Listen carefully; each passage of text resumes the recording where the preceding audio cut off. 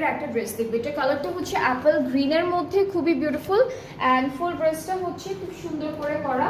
আমাদের কামিজের পার্টটা পুরোটাই হচ্ছে সেম প্রিন্টের মধ্যে থাকবে। কালারটা একদম এক্স্যাক্টলি অ্যাপেল গ্রিন কালার, সাইডে প্রিন্টেড প্যানেল আছে এই পার্টটুকু, এটাও একদম হালকা একটা প্রিন্টের মধ্যে আছে।